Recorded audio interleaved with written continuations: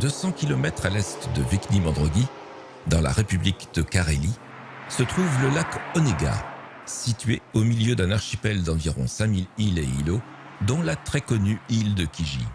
L'hiver, Boris y emmène chaque jour les touristes en aéroglisseur. Glisser sur la glace jusqu'à Kiji, c'est un véritable plaisir. On a l'impression de voler au-dessus de la banquise.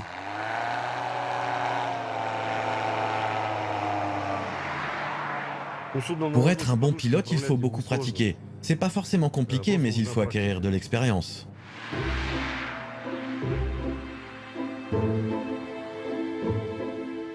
L'ensemble architectural de l'île de Kiji, dit Pogost, est classé au patrimoine mondial de l'UNESCO. L'église de la Transfiguration, la plus imposante, brille de 22 bulbes recouverts de bois de tremble.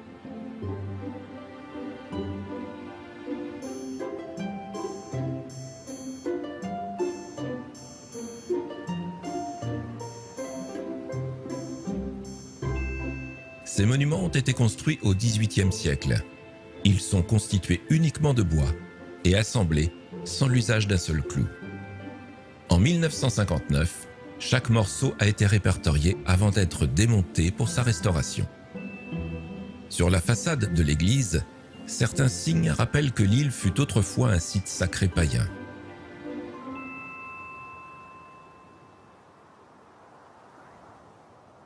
Les tombes témoignent aussi de cette diversité.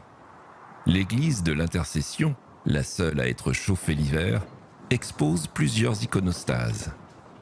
Ces cloisons recouvertes d'icônes sont typiques des églises orthodoxes en bois qui ne permettent pas de créer de fresques directement sur les murs.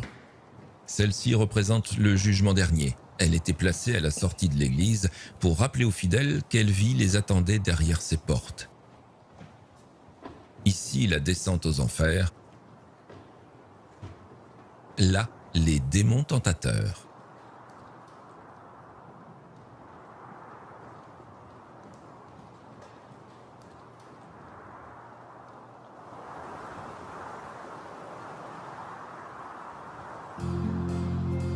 Le lac Onega qui entoure l'île de Kiji est un des plus grands lacs de Russie. Sa profondeur peut aller jusqu'à 30 mètres.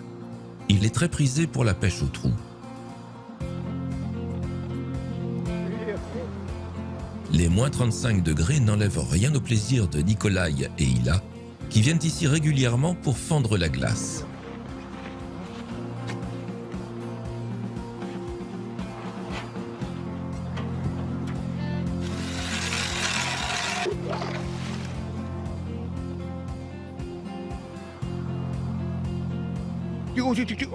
Regarde, regarde, regarde. Il y en a un qui a mordu. Voilà, encore un petit bar. Regarde comme il est beau ce petit bar. La semaine, j'emmène les touristes en safari motoneige dans la forêt autour du lac. Et le week-end, on va à la pêche. Nous sommes caréliens et nous aimons beaucoup cette tradition. Ça ne mord pas beaucoup. C'est déjà bien d'en avoir pêché 5. Il y en a d'autres qui trouvent la moitié du lac et qui rentrent bredouille. Ici, on ne fait pas que pêcher, on partage surtout de bons moments entre amis. Et sinon, à part la pêche, comment vont tes chiens? Les chiens, ils vont bien. Tu n'as que des huskies? Oui, que des huskies. Et même 2 de course qui viennent d'Alaska. Tu en as combien déjà? J'ai une meute de 44 chiens. Ah, 44. Mais aujourd'hui, je vais faire un traîneau de 8 chiens.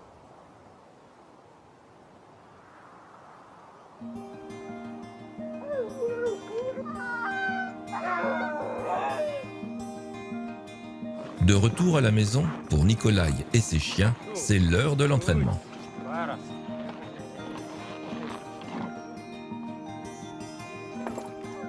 Les huskies sont habitués aux conditions du Grand Nord et leurs traîneaux ne sont pas composés au hasard. Chaque chien a son poste bien particulier en fonction de son caractère de meneur ou de suiveur et de son ancienneté dans la meute.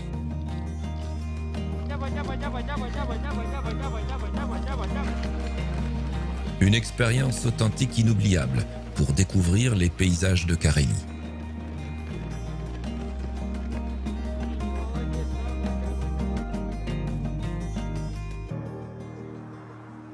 Poursuivons ce périple plus au nord, dans la ville d'Apatiti, au cœur de la région de Mourmansk. Comme chaque matin, Maxime se rend au travail en traîneau. Et comme tous les jours, il commence sa journée par pester contre ses rennes. Tu vas où? Allez, allez! J'aurais dû mettre l'autre qui va plus vite. Ceux-là se traînent comme des tortues. Vas-y, vas-y, allez! Hier, j'ai fait tout le tour de l'île. On voit encore ma trace.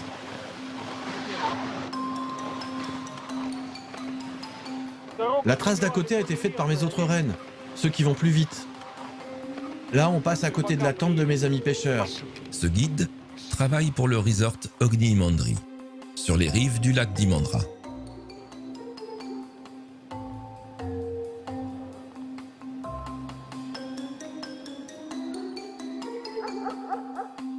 Il y emmène les touristes en balade sur son traîneau et leur apprend tout sur la culture de l'ethnie Sami, un peuple légendaire qui vit au nord du cercle polaire.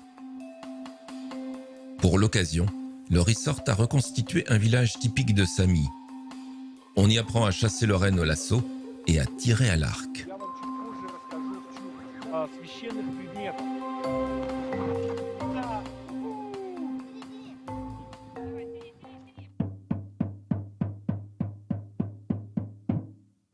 Le chamanisme est très présent dans la culture Sami. Dans une hutte traditionnelle, nommée Kota, Oleg tisse un lien entre le monde des esprits et celui des hommes, à l'aide de son tambour en peau de renne.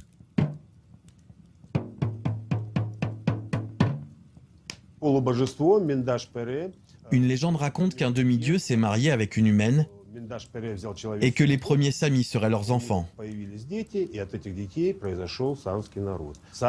Les Samis croyaient que dans leurs veines coulait du sang de renne. Ils se servaient des rennes pour le transport, la nourriture, les vêtements et les logements. Au cœur de l'hiver, les températures dépassent les moins 40 degrés. Les arbres se protègent alors du froid glacial grâce à une épaisse couche de neige qui offre un climat proche des 0 degrés. Ici, tout le monde se protège du froid extrême. Tout le monde, ou presque. Même par moins 40, certains êtres humains prennent plaisir à s'immerger presque nus dans les eaux glacées.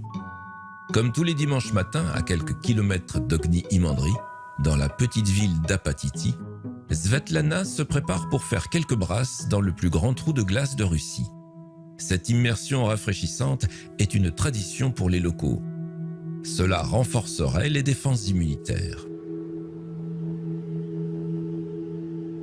Dans l'après-midi, tous les habitants se donnent rendez-vous dans le centre-ville d'Apatiti pour un événement très attendu, un concours de sculpture de glace. Armés de tronçonneuses et différents autres outils, les meilleurs artistes du pays ont 90 minutes pour transformer d'immenses glaçons en œuvres d'art. Le thème imposé de cette année, l'amour.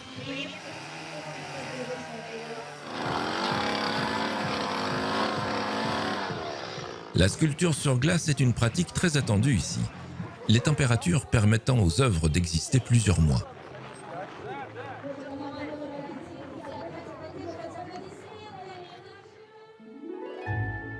À quelques kilomètres de là, se trouvent les massifs des Kibini, où d'importants gisements de minerais furent découverts dans les années 20.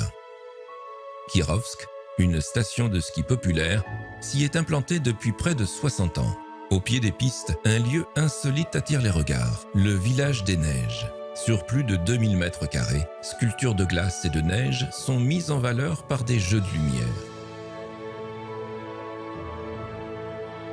Ici, un hommage à Yuri Gagarin, le premier homme à être allé dans l'espace.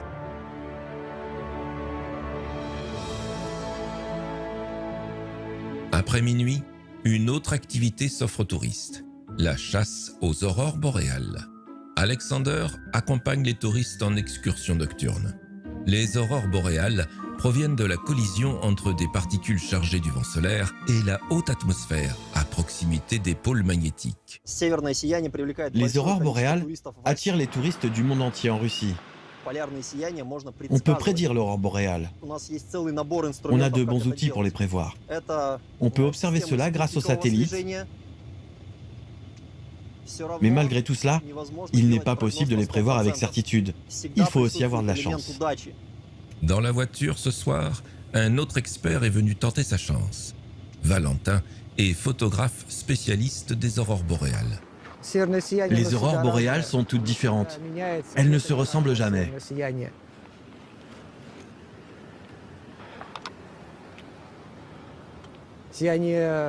Elles évoquent toujours la beauté, la surprise et l'émerveillement.